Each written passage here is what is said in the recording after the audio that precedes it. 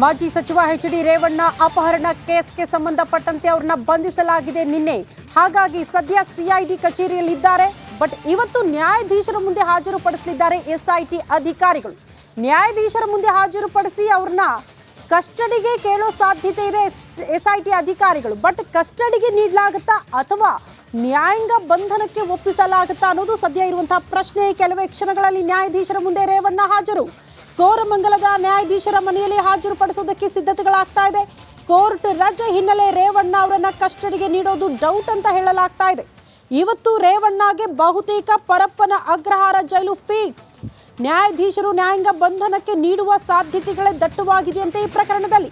ಹಾಗೇನಾದ್ರೂ ಆದ್ರೆ, ಆ ರೀತಿಯ ಆದೇಶ ಬಂದ್ರೆ ಜೈಲಿಗೆ ರೇವಣ್ಣ ಅವ್ರನ್ನ ಶಿಫ್ಟ್ ಮಾಡೋ ಸಾಧ್ಯತೆ ಇದೆ. ಅದಕ್ಕೂ ಕೂಡ ಸಿದ್ಧತೆಗಳನ್ನ ಮಾಡಿಕೊಳ್ಳಲಾಗಿದೆ ಅನ್ನೋದರ ಡೀಟೇಲ್ಸ್ ಸದ್ಯ ಸಿಗ್ತಾ ಇದೆ. ಸಹಜವಾಗಿ ಇಂತಹ ಪ್ರಕರಣಗಳಲ್ಲಿ ಅತಿ ಹೆಚ್ಚಿನ ವಿಚಾರಣೆ ಆಗಬೇಕಾದಂತಹ ಅನಿವಾರ್ಯತೆ ಇರೋದ್ರಿಂದ ಅವರನ್ನ ಕಸ್ಟಡಿಗೆ ಕೇಳ್ತಾರೆ. ಆದರೆ ಇವತ್ತು ಕೋರ್ಟ್ಗೆ ರಜೆ ಇರುವ ಹಿನ್ನೆಲೆಯಲ್ಲಿ ನಾಳೆ ತನಕ ಅವ್ರನ್ನ ನ್ಯಾಯಾಂಗ ಬಂಧನಕ್ಕೆ ಒಪ್ಪಿಸಿದ್ರೆ ಪರಪ್ಪನ ಅಗ್ರಹಾರ ಜೈಲಿಗೆ ಅವ್ರನ್ನ ಶಿಫ್ಟ್ ಮಾಡೋ ಸಾಧ್ಯತೆ ಕೂಡ ಇದೆ. ಈ ಕುರಿತು ಮತ್ತಷ್ಟು ಡೀಟೇಲ್ಸ್ ಅನ್ನ ಕೊಡೋದಕ್ಕೆ ನಮ್ಮ ಪ್ರತಿನಿಧಿ ನಾಗರಾಜ್ ನೇರ ಸಂಪರ್ಕದಲ್ಲಿ ಜಾಯಿನ್ ಆಗ್ತಿದ್ದಾರೆ. ನಾಗರಾಜ್, ಏನ್ ಬೆಳವಣಿಗೆ ನಿರೀಕ್ಷೆ ಮಾಡಬಹುದು? ಎಷ್ಟೊತ್ತಿಗೆ ಕೋರ್ಟ್ಗೆ ಹಾಜರಾಗಬಹುದು? ಅಂದ್ರೆ ನ್ಯಾಯಾಧೀಶರ ಮನೆಯಲ್ಲೇ ಅವ್ರನ್ನ ಹಾಜರುಪಡಿಸೋದಕ್ಕೆ ಸಿದ್ಧತೆಗಳಾಗಿದೆ. ಕಾರಣ ಕೋರ್ಟ್ಗೆ ಇವತ್ತು ಭಾನುವಾರ ಆಗಿರೋ ಕಾರಣದಿಂದ ರಜೆ ಇರೋ ಹಿನ್ನೆಲೆಯಲ್ಲಿ ಏನ್ ನಿರೀಕ್ಷೆ ಮಾಡಬಹುದು ಅಂತ?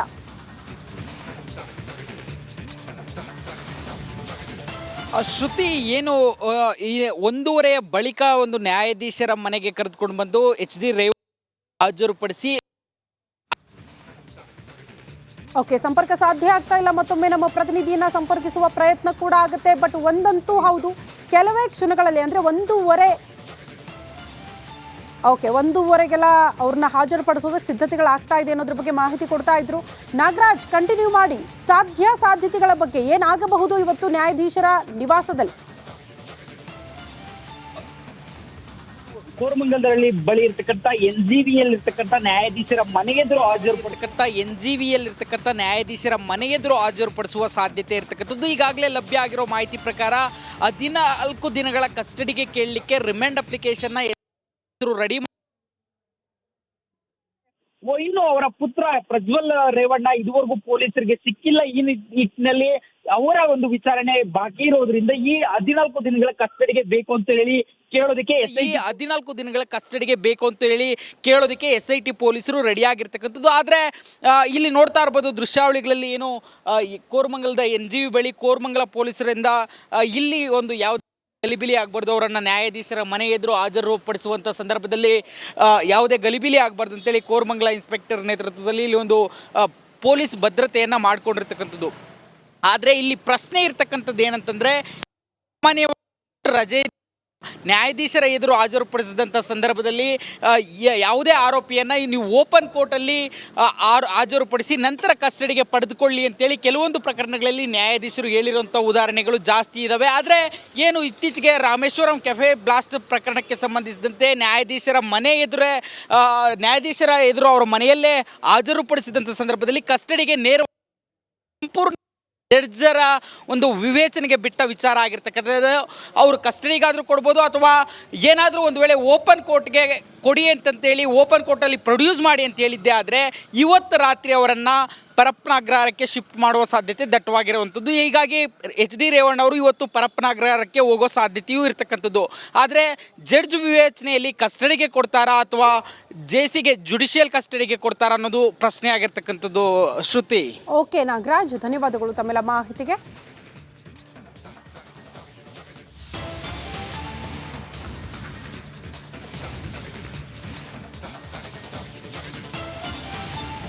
ನೋಡಿ, ನ್ಯಾಯಾಧೀಶರ ಮನೆ ಬಳಿ ಪೊಲೀಸ್ ಭದ್ರತೆಯನ್ನು ಒದಗಿಸಲಾಗಿದೆ. ಕೋರಮಂಗಲದ ನ್ಯಾಯಾಧೀಶರ ಮನೆ ಬಳಿ ಬಿಗಿ ಭದ್ರತೆ. ಯಾವುದೇ ಕ್ಷಣದಲ್ಲಾದರೂ ಕೂಡ ನ್ಯಾಯಾಧೀಶರ ಮನೆಗೆ ಎಚ್.ಡಿ. ರೇವಣ್ಣ ಅವರನ್ನ ಕರೆತರೋ ಸಾಧ್ಯತೆ ಇದೆ SIT ಅಧಿಕಾರಿಗಳು. ಎಚ್.ಡಿ. ರೇವಣ್ಣ ಅವರನ್ನ ಹಾಜರುಪಡಿಸಲಿದ್ದಾರೆ ಪೊಲೀಸರು. ಅದಕ್ಕೆ ಸಿದ್ಧತೆಗಳು. ಮತ್ತೊಂದು ಕಡೆ ನ್ಯಾಯಾಧೀಶರ ನಿವಾಸದ ಮುಂಭಾಗ ಅತಿ ಹೆಚ್ಚಿನ ಭದ್ರತೆಯನ್ನು ಕೂಡ ಒದಗಿಸಲಾಗಿದೆ. 1:30 ಆ ಟೈಮಿಗೆ ಅವ್ರನ್ನ ಕರೆ ತರುವ ಸಾಧ್ಯತೆ ಇದೆ ಅಂತ ಹೇಳಲಾಗ್ತಾ ಇದೆ. ಬಟ್ 2 ಗಂಟೆ ಹೊತ್ತಿಗೆ ನ್ಯಾಯಾಧೀಶರ ಮುಂದೆ ಹಾಜರುಪಡಿಸಬೇಕು ಅಂತ SIT ಅಧಿಕಾರಿಗಳು ಕೂಡ ಸಿದ್ಧತೆ ಮಾಡಿಕೊಂಡಿದ್ದಾರೆ. ಈಗ ತಾನೇ ನಮ್ಮ ಪ್ರತಿನಿಧಿ ನಾಗರಾಜ್ ಮಾಹಿತಿ ಕೊಡ್ತಾ ಇದ್ರು. 14 ದಿನಗಳ ಕಾಲ ಕಸ್ಟಡಿಗೆ ಕೇಳೋದಕ್ಕೆ SIT ಅಧಿಕಾರಿಗಳು ಸಿದ್ಧತೆ ಮಾಡಿಕೊಂಡಿದ್ದಾರೆ. ಕಾರಣ ಒಂದು ಕಡೆ ಲೈಂಗಿಕ ದೌರ್ಜನ್ಯ ಪ್ರಕರಣ, ಮತ್ತೊಂದು ಕಡೆ ಕಿಡ್ನಾಪ್ ಪ್ರಕರಣ. ಈ ಗಂಭೀರ ಆರೋಪಗಳಿರೋದ್ರಿಂದ, ಪ್ರಕರಣ ದಾಖಲಾಗಿರೋದ್ರಿಂದ ಪ್ರಜ್ವಲ್ ರೇವಣ್ಣ ಅವರು ಕೂಡ ಇನ್ನೂ ತನಕ ವಿಚಾರಣೆಗೆ ಹಾಜರಾಗಿಲ್ಲ. ಈ ಪ್ರಕರಣಗಳ ವಿಚಾರಣೆ ಆಗುವ ಅನಿವಾರ್ಯತೆ, ಅವಶ್ಯಕತೆ ಇರೋದ್ರಿಂದ 14 ದಿನಗಳ ಕಾಲ ರೇವಣ್ಣ ಅವರನ್ನ ಕಸ್ಟಡಿಗೆ ಕೇಳೋದಕ್ಕೆ SIT ಅಧಿಕಾರಿಗಳು ಸಿದ್ಧತೆ ಮಾಡಿಕೊಂಡಿದ್ದಾರೆ. ಈ ಬಗ್ಗೆ ಮತ್ತಷ್ಟು ಡೀಟೇಲ್ಸ್ ಅನ್ನ ಪಡ್ಕೊಳ್ಳೋಣ. ಕಾರಣ ನ್ಯಾಯಾಧೀಶರ ನಿವಾಸದ ಮುಂಭಾಗವೇ ನಮ್ಮ ಪ್ರತಿನಿಧಿ ನಾಗರಾಜ್ ನಿಂತು ಮಾಹಿತಿ ಕೊಡ್ತಾ ಇದ್ರು. ನಾಗರಾಜ್, ಈಗ ತಾನೇ ಮಾಹಿತಿ ಕೊಡ್ತಾ ಇದ್ರಿ, 14 ದಿನಗಳ ಕಾಲ ಕಸ್ಟಡಿಗೆ ಕೇಳಬೇಕು ಅಂತ SIT ಅಧಿಕಾರಿಗಳು ಸಿದ್ಧತೆ ಮಾಡಿಕೊಂಡಿದ್ದಾರೆ. ಕಾರಣ ಈ ಪ್ರಕರಣದ ವಿಚಾರಣೆ ಇನ್ನೂ ಕೂಡ ಆಗಬೇಕಾಗಿರೋದ್ರಿಂದ. ಬಟ್ ಕೋರ್ಟ್ಗೆ ರಜೆ ಇರುವ ಹಿನ್ನೆಲೆಯಲ್ಲಿ ನಾಳೆ ತನಕ ಅವ್ರನ್ನ ನ್ಯಾಯಾಂಗ ಬಂಧನಕ್ಕೆ ಒಪ್ಪಿಸುವ ಸಾಧ್ಯತೆಗಳು ಇದೆ ಅಂತ ಹೇಳಲಾಗ್ತಾ ಇದೆ. ಸೊ ಡೀಟೇಲ್ಸ್ ಅನ್ನ ಕೊಡ್ತಾ ಹೋಗಬಹುದಾ, ಈ ಪ್ರಕರಣಗಳಲ್ಲಿ ಯಾವ ರೀತಿ ಪ್ರೋಸೆಸ್ ಆಗುತ್ತೆ ಅಂತ? ಖಂಡಿತ ಶ್ರುತಿ, ಏನು ಅವರನ್ನ ಇನ್ನು ಕೆಲವೇ ಹೊತ್ತಿನಲ್ಲಿ ಕೋರಮಂಗಲದ NGVಯಲ್ಲಿ ಇರ್ತಕ್ಕಂಥ ನ್ಯಾಯಾಧೀಶರ ಮನೆ ಬಳಿ ಕರೆದುಕೊಂಡು ಬಂದು ಹಾಜರುಪಡಿಸುವುದು ಎಲ್ಲ ಸಾಧ್ಯತೆಗಳಿರ್ತಕ್ಕಂಥದ್ದು ನೀವು ದೃಶ್ಯಾವಳಿಗಳಲ್ಲಿ ನೋಡ್ತಾ ಇರ್ಬೋದು. ಇಲ್ಲಿ ಯಾವ ರೀತಿ ಸಿದ್ಧತೆಗಳ ಪೊಲೀಸರು ಯಾವ ರೀತಿ ಒಂದು ಭದ್ರತಾ ಕ್ರಮಗಳನ್ನು ಕೊಡ್ತಾ ಇದ್ದಾರೆ, ಸಾಕಷ್ಟು ಜನ ಸೇರುವಂಥದ್ದು ಅಥವಾ ಏನು ಯಾವುದೇ ರೀತಿಯ ಗಲಿಬಿಲಿ ಆಗಬಾರ್ದು ಅವರನ್ನು ನ್ಯಾಯಾಧೀಶರ ಎದುರು ಹಾಜರುಪಡಿಸುವಂಥ ಸಂದರ್ಭದಲ್ಲಿ ಮಾಜಿ ಸಚಿವರಾಗಿದ್ದಂಥವರು ಈ ನೆಲೆಯಲ್ಲಿ ಬಿಗಿತೆಯನ್ನು ಕೋರಮಂಗಲ ಪೊಲೀಸರಿಂದ ಕೈಗೊಂಡಿರ್ತಕ್ಕಂಥದ್ದು. ಇದು ಒಂದು ಕಡೆ ಬೆಳವಣಿಗೆ ಆದರೆ, ಮತ್ತೊಂದು ಕಡೆಯಲ್ಲಿ ಪ್ರಮುಖ ಪ್ರಶ್ನೆ ಇರತಕ್ಕಂಥದ್ದು, ಅವರನ್ನು ಇವತ್ತೇ SIT ಕಸ್ಟಡಿಗೆ ನೀಡಲಾಗುತ್ತಾ ಅಥವಾ ಏನು ಕೋರ್ಟ್ ರಜೆ ಇರೋದ್ರಿಂದ ಓಪನ್ ಕೋರ್ಟಲ್ಲಿ ಅವರನ್ನು ಪ್ರೊಡ್ಯೂಸ್ ಮಾಡಿ ಕಸ್ಟಡಿಗೆ ಪಡೆದುಕೊಳ್ಳಿ ಅಂತೇಳಿ ನ್ಯಾಯಾಧೀಶರು ಸೂಚನೆಯನ್ನು ಕೊಟ್ಟರೆ ಇವತ್ತು ಅವರು ಪರಪ್ಪನಗ್ರಹಾರಕ್ಕೆ ಶಿಫ್ಟ್ ಆಗುವ ಸಾಧ್ಯತೆ ಇರತಕ್ಕಂಥದ್ದು. ಈ ಎರಡೂ ಸಾಧ್ಯತೆಗಳ ಬಗ್ಗೆ ಹೇಳೋದಾದರೆ, ಈ ಹಿಂದಿನ ಪ್ರಕರಣಗಳಲ್ಲಿ ಈ ಎರಡೂ ಸಾಧ್ಯತೆಗಳಾಗಿದ್ದಾವೆ. ಕೆಲವೊಂದು ಪ್ರಕರಣಗಳಲ್ಲಿ ಸ್ಪಷ್ಟವಾಗಿ ಸೂಚಿಸಿದರೆ ಓಪನ್ ಪ್ರೊಡ್ಯೂಸ್ ಮಾಡಿ ನೀವು ಕಸ್ಟಡಿ ಅಂತೇಳಿ ನ್ಯಾಯಾಧೀಶರು ಅದೇ ರೀತಿಯಾಗಿ ತಡರಾತ್ರಿ ಕರೆದುಕೊಂಡು ಬಂದಂಥ ಪ್ರಕರಣಗಳಲ್ಲಿ ಕೂಡಲೇ ಕಸ್ಟಡಿಗೆ ನೀಡಿದಂಥ ಉದಾಹರಣೆಗಳು ಇದ್ದಾವೆ. ಉದಾಹರಣೆಗೆ ಏನು ಕೆಲ ದಿನಗಳ ಹಿಂದೆ ರಾಮೇಶ್ವರ ಕೆಫೆ ಸ್ಫೋಟಕ್ಕೆ ಸಂಬಂಧಿಸಿದಂತೆ ಇಬ್ಬರು ಪ್ರಮುಖ ಆರೋಪಿಗಳನ್ನು ಕರ್ಕೊಂಡ್ಬಂದು ಪ್ರೊಡ್ಯೂಸ್ ಮಾಡಿದ್ರು, ರಾತ್ರಿ ವೇಳೆಯಲ್ಲೇ ಕಸ್ಟಡಿಗೆ ನೀಡಿದಂಥ ಉದಾಹರಣೆ ಇದೆ. ಹೀಗಾಗಿ ಇವತ್ತು ಅವರು ಪರಪ್ಪನಗ್ರಹಾರಕ್ಕೆ ಶಿಫ್ಟ್ ಆಗ್ತಾರೆ ಅಥವಾ CID ಕಚೇರಿಗೆ ಹೋಗ್ತಾರೆ ಅನ್ನೋದು ಅಷ್ಟೇ ಪ್ರಶ್ನೆ ಆಗಿರ್ತಕ್ಕಂಥದ್ದು. ಶ್ರುತಿ, ಓಕೆ ನಾಗರಾಜ್, ಧನ್ಯವಾದಗಳು ತಮ್ಮೆಲ್ಲ ಮಾಹಿತಿಗೆ. SIT ಪ್ರಜ್ವಲ್ ರೇವಣ್ಣ ಅವ್ರನ್ನ ಟ್ರೇಸ್ ಮಾಡಿದ್ಯಾ? SIT ಟ್ರೇಸ್ಗೆ ಸಿಕ್ಕಿದ್ರ ಪೆನ್ ಡ್ರೈವ್? ಪ್ರಜ್ವಲ್ ವಿದೇಶದಲ್ಲಿದ್ದಾರೆ ಅಂತ ಹೇಳಲಾಗ್ತಾ ಇದೆ. ಆದ್ರೆ ಅಲ್ಲಿಂದ ಈಗ ಮಧ್ಯಾಹ್ನ ಬರ್ತಾರಾ ಬೆಂಗಳೂರಿಗೆ ಅನ್ನುವಂಥದ್ದು. ಬೆಂಗಳೂರಿನ ವಿಮಾನ ನಿಲ್ದಾಣಕ್ಕೆ ಬರ್ತಾ ಇದ್ದ ಹಾಗೇನೆ ಅವ್ರನ್ನ ಅರೆಸ್ಟ್ ಮಾಡೋ ಎಲ್ಲ ಚಾನ್ಸಸ್ ಇದೆ. ಬಳಿಕ SIT ಎದುರು ಪ್ರಜ್ವಲ್ ಅವ್ರನ್ನ ವಿಚಾರಣೆಗೆ ಹಾಜರುಪಡಿಸಲಾಗುತ್ತೆ. ರೇವಣ್ಣ ಬಂಧನದ ಬೆನ್ನಲ್ಲೇ ಪ್ರಜ್ವಲ್ ರೇವಣ್ಣ ವಾಪಸ್ ಆಗ್ತಾರಾ? ನಿನ್ನೆ ವೀಕ್ಷಕರೇ ನೆನ್ಪು ಮಾಡ್ಕೋಬಹುದು, CS ಪುಟ್ಟರಾಜು ಹೇಳಿದ್ರು ಪ್ರಜ್ವಲ್ ರೇವಣ್ಣ ಕೂಡ ಬರ್ತಾರೆ, ಸರೆಂಡರ್ ಆಗ್ತಾರೆ ಅಂತ. ಸೊ ಅವರಾಗೆ ಬಂದು ಸರೆಂಡರ್ ಆಗ್ತಾರಾ ಅಥವಾ ಅವ್ರಿಲ್ಲಿ ಬರ್ತಾ ಇದ್ದ ಹಾಗೇನೆ ಅವ್ರನ್ನ ಅರೆಸ್ಟ್ ಮಾಡಲಾಗತ್ತಾ, ಅಥವಾ ವಿದೇಶದಿಂದಾನೇ ಏನಾದರೂ ಈಗ ಆಲ್ರೆಡಿ ಬ್ಲೂ ಕಾರ್ನರ್ ನೋಟಿಸ್ ಏನಾದರೂ ಅದಕ್ಕೆ ಪರ್ಮಿಷನ್ ಸಿಕ್ಕಿದ್ರೆ ವಿದೇಶದಿಂದಾನೇ ಅವರನ್ನ ಬಂಧಿಸಿ ಕರ್ಕೊಂಡು ಬರ್ತಾರಾ, ಅಥವಾ ಇದು ಯಾವುದೂ ಇಲ್ಲದೆ ಬೆಂಗಳೂರಿಗೆ ಬರ್ತಾ ಇದ್ದ ಹಾಗೇನೆ HD ರೇವಣ್ಣ ಅವ್ರನ್ನ ನಿನ್ನೆ ಯಾವ ರೀತಿಯಲ್ಲಿ ಕರ್ಕೊಂಡು ಹೋದ್ರು ಹಾಗೇನೆ ಪ್ರಜ್ವಲ್ ಅವ್ರನ್ನೂ ಕೂಡ ನೀಟಾಗಿ ಕರ್ಕೊಂಡು ಹೋಗ್ತಾರಾ? ಕಾದು ನೋಡ್ಬೇಕಾಗಿದೆ.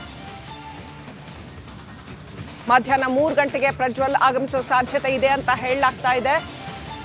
ಇಂಥ ಕೇಸ್ಗಳಲ್ಲಿ ಯಾವುದೇ ಕಾರಣಕ್ಕೂ ವಿದೇಶಕ್ಕೆ ಹೋಗಿ ಕೂತ್ಕೊಳ್ಳೋದು, ಅದು ಜನಪ್ರತಿನಿಧಿ ಇರಲಿ ಮತ್ತು ಯಾರೇ ಇರಲಿ, ಖಂಡಿತವಾಗ್ಲೂ ಅದಕ್ಕೆ ಪರಿಹಾರ ಅಲ್ಲ. ಯಾಕಂತಂದ್ರೆ ಭಾರತದ ಕಾನೂನು ಬಹಳ ಬಹಳ ಬಿಗಿಯಾಗಿದೆ.